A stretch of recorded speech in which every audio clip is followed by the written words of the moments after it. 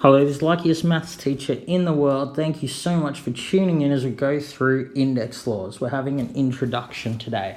So before we go through that, we need to know what an index actually is. So you'd probably be familiar already with something like this, 4 to the power of 3. So you multiply this number by itself this many times. So it's 4 times 4 times 4.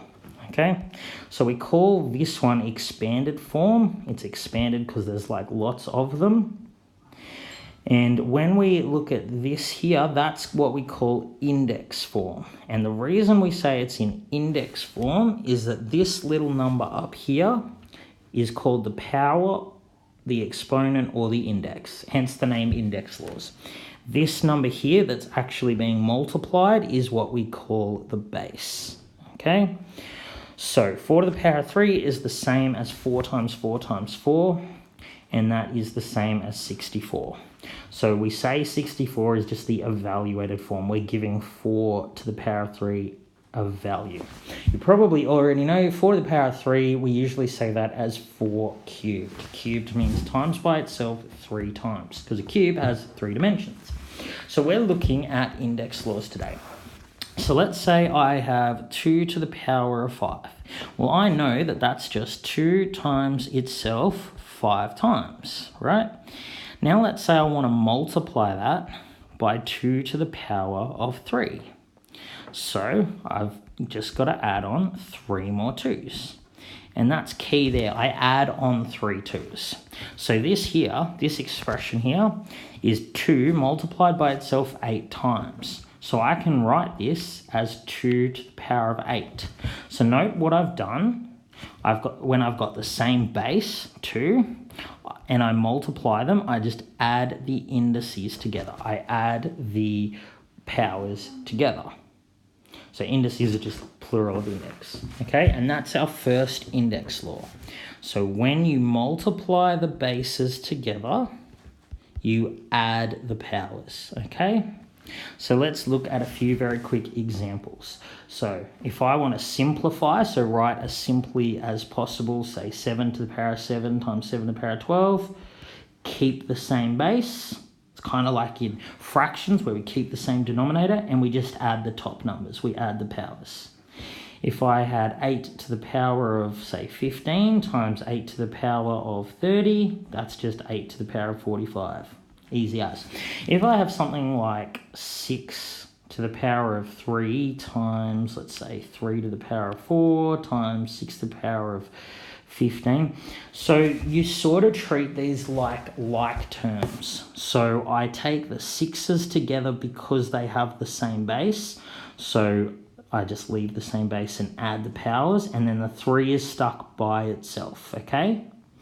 I just want to make a clear note. Note that if I have something like 5 to the power of 4 times 4 to the power of 7, that doesn't equal 20 to the power of 11.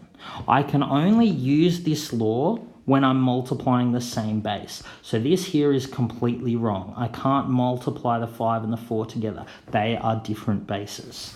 All right, let's have a look at our second index law now. So let's say again, I'll look at 2 to the power of 5, and you know that that is 2 times by itself 5 times. So let's say now, instead of timesing by 2 to the power of 3, I'm going to divide by 2 to the power of 3. So on the bottom will just be 2 times itself 3 times. But you know from when we're doing algebraic fractions or even just normal fractions, you can cross things out that occur on the top and bottom of the fraction. So I can cross 1 set of 2's out, 2 set of 2's, 3 set of 2's. Remember, what you do to the top, you must do to the bottom. So I've crossed out 3 2's on the top, and I've crossed 3 2's out on the bottom. I can do that because they're being multiplied. So I'm just left with 2 times 2 in index form. We write it like that, 2 squared. So note that what we're essentially doing is we're taking away this many 2's from the top. We're taking away, and that's how we get our next index law. So if you have the same bases and you divide the bases, you subtract the powers, okay? So if I have something like 12 to the power of 5 and I divide by 12 to the power of 3, I just get 12 to the power of 2. If I have something like 10 to the power of 24, divide 10 to the power of 6, it's keep the same base. I don't divide 24 by 6, I minus 6 from 24, and it's 10 to the power of 18.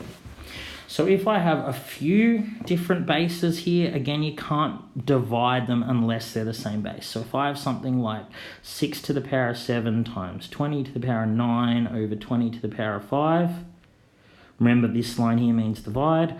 I need to leave the 6 alone because I don't have another one that has the same base. So I'll just look at the 20s. So 20 to the power of 9, divide 20 to the power of 5 is 20 to the power of 4. But I haven't done anything with the 6 to the power of 7, so I just write that there. So the final answer is 6 to the power of 7 times 20 to the power of 4. So note, if you have something like 8 to the power of 3 over 4 squared, you don't divide 8 by 4. You can only do this if you are using the same base. So if you divide the bases, you subtract the powers. If you multiply the bases, you add the powers. All right, hope you've enjoyed this video. This has been the luckiest maths teacher in the world. Have a great day.